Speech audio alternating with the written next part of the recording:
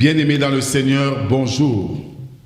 Nous sommes aujourd'hui le lundi 25 mars 2024.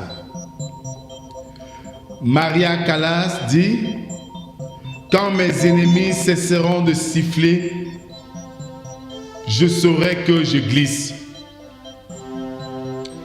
En ce premier jour de la semaine sainte, nous sommes invités à marcher sous les pas de notre Seigneur.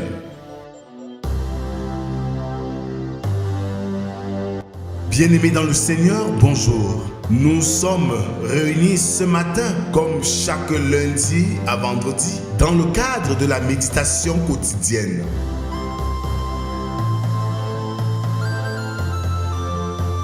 La méditation quotidienne est un moment de recueillement, de prière, de chant, de méditation de la parole de Dieu pour ainsi préparer notre journée.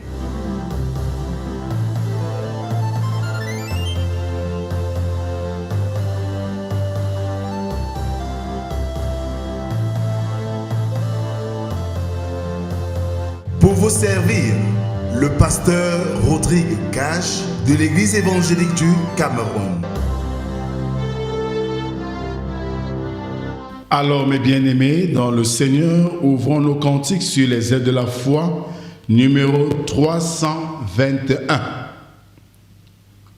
Oh, que ton joug est facile. Il se chante comme quel ami fidèle et tendre. Oh, que ton joug est facile. Oh, combien j'aime ta loi. Dieu, Saint Dieu de l'Évangile, elle est toujours devant moi. De mes pas, c'est la lumière, c'est le repos de mon cœur.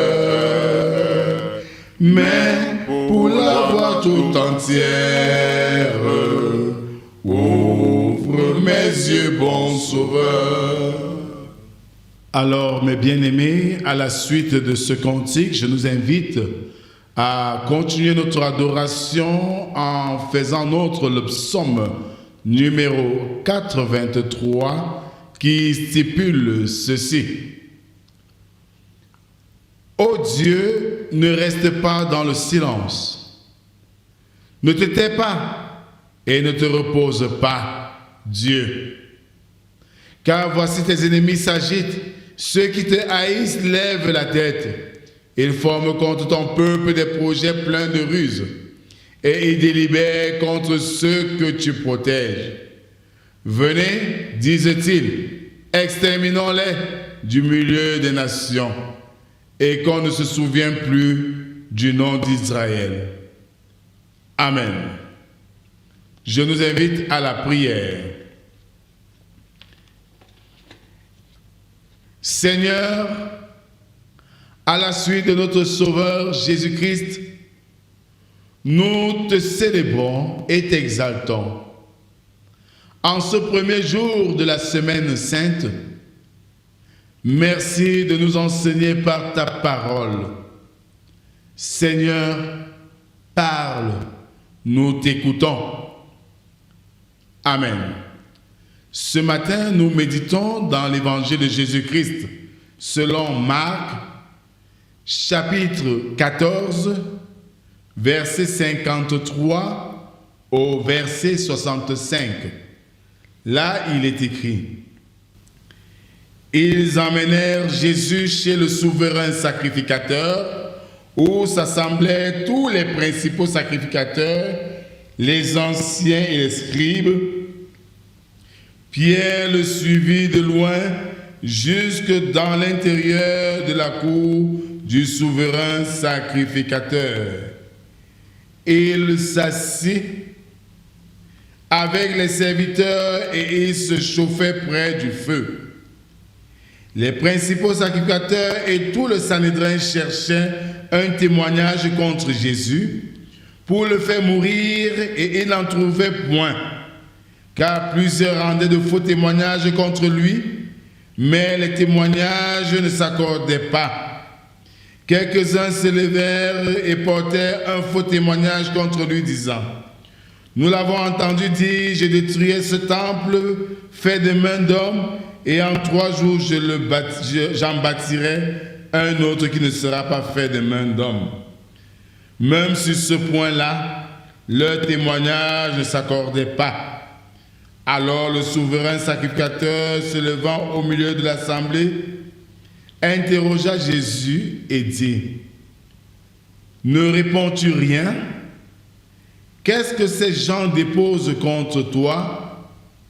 Jésus garda le silence et ne répondit rien. Le souverain sacrificateur l'interrogea de nouveau et lui dit: es-tu le Christ, le Fils du Dieu béni? Jésus répondit: je le suis, et vous verrez le Fils de l'homme assis à la droite de la puissance de Dieu et venant sur les nuées du ciel. Alors le souverain sacrificateur déchira ses vêtements et dit: qu'avons-nous encore besoin de témoins? Vous avez entendu le blasphème, que vous ensemble tous le condamnèrent comme méritant la mort.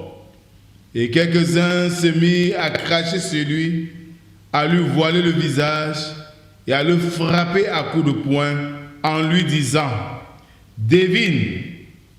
Et les serviteurs le reçurent en lui donnant des soufflets. Amen. Bien-aimé peuple de Dieu, ce matin, premier jour de la semaine sainte, Jésus-Christ est devant le Sanhédrin. Le Sanhédrin, c'est le conseil suprême du judaïsme, constitué des docteurs de la loi, des scribes, des pharisiens, etc. Il s'agit de tous ceux dont la présence de Jésus mettait en mal à cause de la perturbation de leur système mis en place pour se glorifier et spolier les populations. Bien-aimés, chose curieuse, c'est devant le Sanhédrin qu'on cherche encore à monter de toutes pièces les accusations contre Jésus. Et tous cherchent une accusation en vain. Bien-aimés, la vie chrétienne, comme Jésus, doit être saine et irréprochable, afin que quand nos adversaires voudraient nous fragiliser, qu'ils ne trouvent aucune faille dans nos vies. À cela, nous devons être des chrétiens vrais dans leur vie, dans leur position. Malheureusement, on trouve plus des chrétiens d'apparence, des chrétiens de façade, des chrétiens frélatés. Et quelquefois, ils renoncent même de leur engagement. À cet effet, nous devons nous éloigner de toute forme de duplicité. Une chose que nous devons retenir encore ce matin, c'est que Jésus n'a pas rejeté son identité. Il affirme qu'il est le Fils de Dieu. Hors de cette question d'affirmer sa position, il est silencieux devant toute forme d'accusation. Voilà comment nous devions agir au jour d'aujourd'hui. Parce que le malin dans ses stratégies cherche à puiser dans nos bouches pour combattre contre nous. Que le Seigneur bénisse en nous l'écoute et la méditation de sa parole et qu'il nous aide à la mettre en pratique. Amen. Merci Seigneur pour ce message que tu nous donnes ce matin. Merci Seigneur parce que ce message vient au moment où nous en avons vraiment soif dans ce monde litigieux où la maîtrise de soi est le meilleur élément qui nous éloigne de toute forme d'accrochage et de conflit. Nous te prions, Seigneur, afin que tes oints et tous ceux qui te craignent respectent cette attitude à l'exemple de Jésus. Merci pour cette journée nouvelle et les nouveaux défis qui nous sont donnés pendant cette semaine sainte. Que ton Esprit Saint nous accompagne dans toutes nos activités.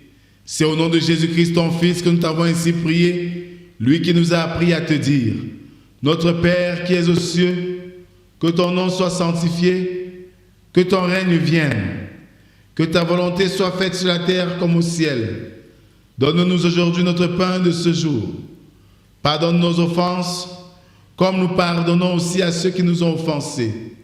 Ne nous soumets pas en tentation, mais délivre-nous du mal, car c'est à toi qu'appartiennent le règne, la puissance et la gloire pour les siècles des siècles. Amen. En guise d'exhortation, bien-aimés, le silence vaut 1000 mots. Jésus est resté silencieux devant toute forme d'accusation et malgré l'influence de ses maîtres de la loi, Jésus n'a pas rejeté son autorité, il n'a pas nié son identité.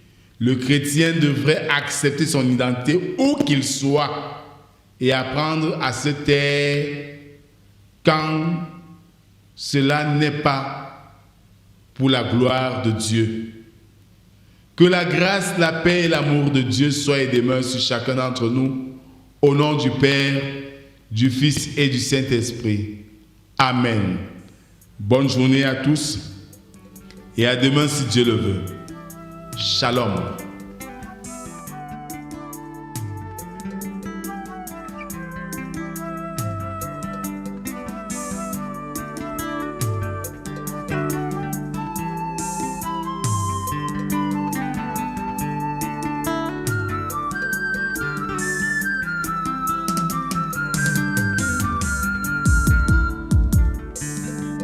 On l'a arrêté, on l'a amené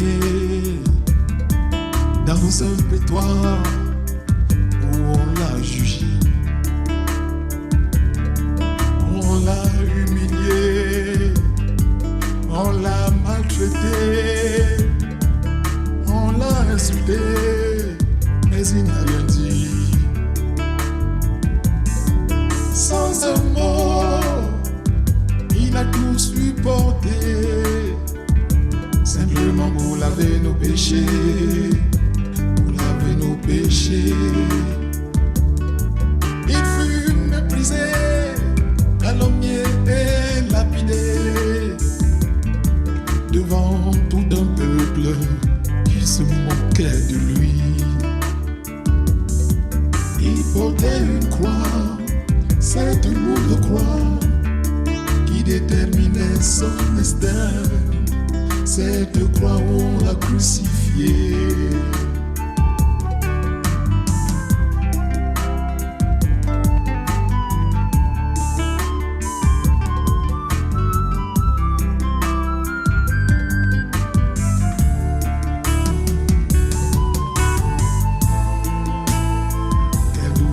Quelle douleur, oh, on l'a crucifié, il était vivant. Devant toute une foule en pleine journée, on l'a mis sur la croix et crucifié sans remords. Jésus, oh, Jésus, il est mort pour toi. Jésus, Jésus, il est mort pour moi. Jésus.